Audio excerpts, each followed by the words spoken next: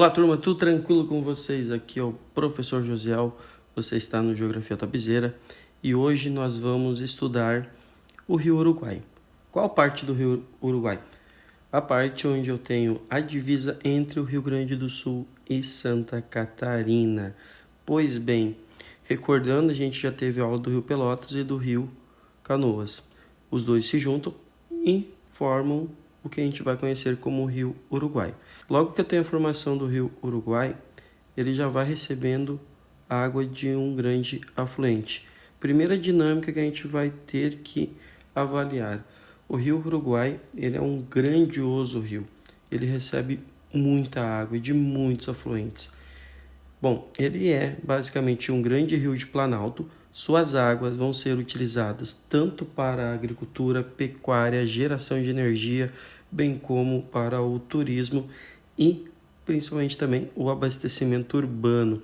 É um rio que tem uma potência muito forte em destruir o relevo, em desgastar o relevo, visto que ele vai fazendo diversas curvas que vão formando meandros, só que não são curvas numa área de planície ou de depressão, e sim numa área de planalto que facilmente ultrapassa os 1.000 metros de altitude. Então esse rio, ele é poderosíssimo, tem muita usina hidrelétrica nele. E a gente já chega aqui na região de Marcelino Ramos, onde a gente tem a usina de Machadinho. Vejam o quanto isso impacta o leito do rio, impacta o leito do seu afluente, que é o rio Forquilha. Passando então por essa área aqui, saindo da região da usina de Machadinho, o rio Uruguai ele diminui um pouco seu volume, mas veja que já tem o rio Apuaê, já temos aqui o Rio do Peixe, que passa ali por Piratuba. Aqui é uma área muito propícia ao turismo, tem muita água termal aqui. Como vocês podem ver aqui, as termas de Marcelino Ramos.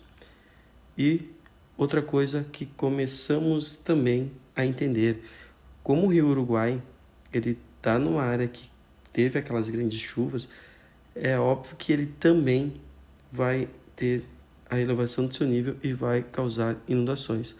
Então vocês têm aqui a região de Marcelino Ramos, bem às margens do Rio Uruguai. Bom, alguns municípios vão ter áreas urbanizadas bem perto do rio e outros bem longe. Indo em direção ao oeste, este rio ele continua sua dinâmica, a área onde ele vai passando vai predominar um relevo de levemente ondulado. Esse relevo de planalto em alguns momentos faz criar algumas encostas. Também nós vamos ter um rio com muitos meandros e um detalhe, suas margens são muito alteradas. É muita coisa ligada ao espaço rural. Chegamos aqui agora na região de Itá. Itá a gente vai fazer uma aula específica para explicar a situação de Itá, porque na região tem a usina hidrelétrica de Itá e a criação daquele lago artificial que ocorre quando represa um rio para gerar energia inundou a antiga Itá. Então Itá foi reconstruída do zero. Esse é um detalhe muito importante. Indo adiante, nós vamos percebendo que vocês podem ver aí tem encostas, só que são encostas que estão muito suscetíveis a deslizamentos. Por quê? Porque, como vocês podem observar, é muita alteração, é muito desmatamento. Mais um rio Irânia aqui chegando no rio Uruguai. Nessa parte aqui, vocês notem que as encostas acabam se tornando mais íngreme. À medida que o rio vai avançando, ele vai recebendo água de seus afluentes. Outra coisa importante, como é um rio com várias usinas hidrelétricas e várias represas, às vezes o fluxo de água que tem nesse rio, ele é controlado pela questão das represas. Então a vazão dele não é uma vazão dita natural. Ele vai ser um rio que vai ter o controle de suas águas. Aqui a gente vê mais uma área de represagem. Notem que incrível essa parte aqui. Olha a curva que o rio faz. Um pequeno pedaço aqui separa uma parte do rio. E ele vai lá na frente, faz a famosa volta grande. E detalhe, Essas curvas todas é o que mostra no mapa por que a divisa entre Santa Catarina e Rio Grande do Sul tem várias curvas. São as curvas que o rio Uruguai vai fazendo. Pois bem, passando mais adiante, o rio Uruguai ele vai chegar aqui na região de Iraim. Somando as águas do rio Uruguai e do rio do Mel, Iraim sofre constantemente com alagamentos. Notem que em alguns pontos temos ilhas. Essas ilhas em possíveis alagamentos e elevações do nível do rio acabam então desaparecendo. Mais um rio que a gente já estudou aqui, o Rio da Várzea, e assim vai seguindo a rotina do rio Uruguai.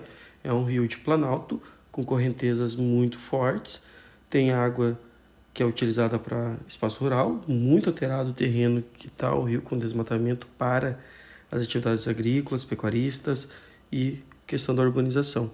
Chegamos aqui numa região de Santa Catarina, onde eu tenho muita questão ligada a alagamentos. Eu tenho um outro afluente do rio Uruguai e as margens dele está o município de Mondaim. Notem como está bem perto, muito suscetível a alagamento. Pois bem, vamos seguindo o fluxo, vocês vão vendo que as partes rurais são as que predominam, não tem muita vegetação preservada, muitas curvas, relevo bastante acidentado e, mais uma vez, vocês vão ter aqui, essa área é complexa. Itapiranga ali em Santa Catarina, de um lado, e do outro lado Barra do Guarita. E novamente, áreas bem complicadas do ponto de vista de alagamento, porque esse grande afluente aqui também tem um poder de causar sérios alagamentos, como é o caso aqui do rio Guarita, outro rio que a gente já estudou. Pois bem, agora o rio Uruguai, ele vai basicamente estabelecer o que a gente chama de fronteira. O que é a fronteira? A fronteira ela separa países, no caso Brasil e Argentina. Até agora, nessa parte, a gente estava falando de divisa, porque o rio Uruguai estava dividindo, e está no caso, o Rio Grande do Sul de Santa Catarina. Pois bem, antes dele estabelecer a fronteira entre a Argentina e o nosso Brasil, um pouquinho dele já vai estar nessa região aqui, onde eu tenho uma grande reserva de Mata Atlântica preservadíssima, o Parque Estadual do Turvo. Olhem a diferença. Isso aqui era o Rio Grande do Sul, o norte do estado, essa região aí do Rio Uruguai, antes da ocupação. Olha a diferença. Então, nós, seres humanos, a gente faz o mundo à nossa vontade. Porém, a natureza sofre muito com isso.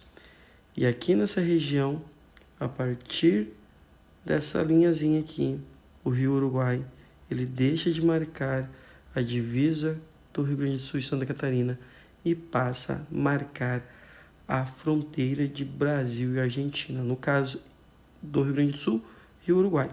A Argentina ainda faz fronteira com o Brasil por Santa Catarina. Como vocês podem ver aqui nessa área, tem um rio aqui. Esse rio ele é um marco divisório do estado de Santa Catarina com o país gigantesco que é a Argentina. Olha quanta área de vegetação preservadíssima, pessoal. Então, assim, os rios eles são muito utilizados para determinar as fronteiras e as divisas, como é o caso aqui do rio Peperi-Iguaçu. Certo, galera? Um forte abraço, se inscreve no Geografia Topzera e até a próxima aula.